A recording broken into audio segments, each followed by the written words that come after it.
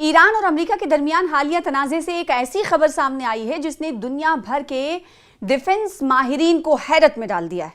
इत्तलात के मुताबिक एक अमेरिकी F-15E स्ट्राइक ईगल जंगी तैयारा मुमकिना तौर पर ईरान के एक ऐसे जदीद ड्रोन सिस्टम का शिकार हुआ जिसे माहिरीन जेलीफिश ड्रोन स्वार्म का नाम दे रहे हैं। अगर ये दावा दुरुस्त साबित हो जाता है तो ये सिर्फ एक जंगी तैयारी की तबाही नहीं बल्कि जदीद फिजाई जंग के पूरे मंजरनामे में एक बड़ी तब्दीली समझी जाएगी। नाज़रीन, अप्रैल में अमेरिका और ईरान के साथ जारी कशीदगी के दौरान अमेरिकी फिजाइया का एक F-15E स्ट्राइक ईगल तैयारा ईरानी हुदूद में गिरकर तबाह हो गया था। ये पहला मौका था जब ईरान के साथ बराह रास्त तनाज़े में किसी अमेरिकी जंगी तैयारे को मार गिराया गया था। उस वाक़े के बाद अमेरिकी हुकूमत ने तैयारे की तबाही की असल वजह के बारे में खामोशी इख्तियार की। ताहम अब अमेरिकी मीडिया में शाया होने वाली एक रिपोर्ट्स ने एक नया इंकशाफ किया है। रिपोर्ट्स के मुताबिक हादसे से बच जाने वाले अमेरिकी पायलट ने अपनी इब्तदाई ब्रीफिंग में बताया कि उसने आसमान में एक गैर मामूली मंजर देखा। पायलट के मुताबिक मुतादिद ड्रोन एक दूसरे से जुड़े हुए थे और एक ही जिस्म की तरह हरकत कर रहे थे। इन ड्रोन्स की साख्त दूर से किसी जेली फिश या समुद्री मखलूक जैसी दिखाई दे रही थी। ज़राए के मुताबिक एक बड़ा ड्रोन ऊपर मौजूद था जबकि उसके नीचे कई छोटे ड्रोन ऐसे लटक रहे थे जैसे जेली फिश की टांगे हों।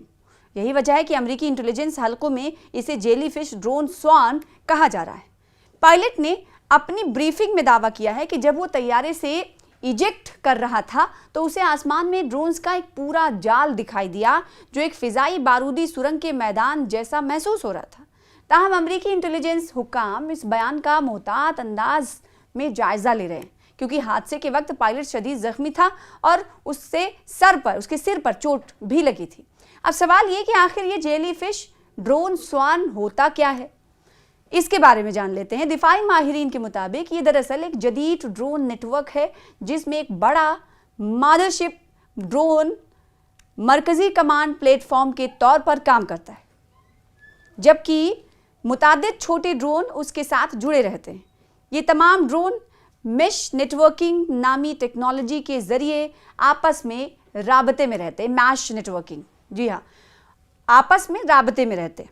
इस टेक्नोलॉजी की खास बात यह है कि अगर नेटवर्क का कोई एक हिस्सा नाकारा हो जाए तो बाकी ड्रोन एक दूसरे के साथ राबता बरकरार रखते हुए अपना मिशन जारी रख सकते हैं। माहिरीन के मुताबिक ये ड्रोन सिस्टम दुश्मन की जंगी तैयारियों की निगरानी, उनका ताक़ुब यानी पीछा और ज़रूरत पड़ने पर हमला करने की सलाहियत रखता है।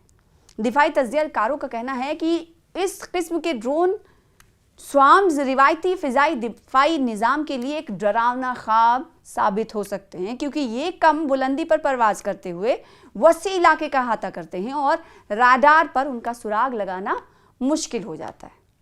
मज़ीद हैरानकुन बात यह है कि अगर किसी हमले के दौरान चंद ड्रोन तबाह भी हो जाएं तो बाकी ड्रोन अपनी तश्कील बरकरार रखते हुए कार्रवाई जारी रख सकते हैं। अमरीकी और मगरबी माहिरीन का ख्याल है कि इस नौइयत की टेक्नोलॉजी अब तक सिर्फ चीन और रूस जैसे ममालिक के पास मौजूद समझी जाती है, लेकिन अगर ईरान वाकई इस सलाहियत तक पहुंच चुका है तो ये मशरिक़ वस्ता में यानी मिडिल ईस्ट में ताकत के तवाज़ुन को तब्दील कर सकता है। दिफाई माहिर ब्रेट का कहना है कि ईरान बरसों से ऐसी जंगी टेक्नोलॉजीज तैयार कर रहा है जो अमेरिका की रिवायती फौजी बर्तरी का तोड़ साबित हो सके। दूसरी जानिब दिफाई माहिर ईमा बेट्स के मुताबिक ऐसे ड्रोन स्वार्म्स का मुकाबला करने के लिए अरबों डॉलर के नए दिफाई निज़ाम दरकार होंगे।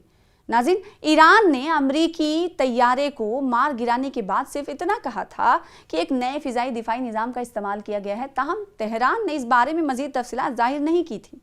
अब दुनिया की नज़रें इस सवाल पर जमी हुई हैं कि क्या वाकई ईरान ने एक ऐसी जदीद ड्रोन टेक्नोलॉजी हासिल कर ली है जो मुस्तकबिल की जंगों का रुख बदल सकती है, या फिर ये अमरीकी पायलट के मुशाहिदे की एक मुतनाज़ा तशरीह है।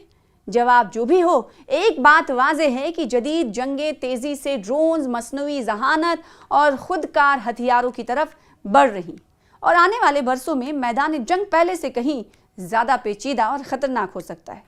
फ़िलहाल इस खबर में इतना ही। दीजिए मुझे इजाज़त और आलम इस्लाम की तमाम खबरों के लिए देखते रहिए न्यूज़ 18 उर्दू।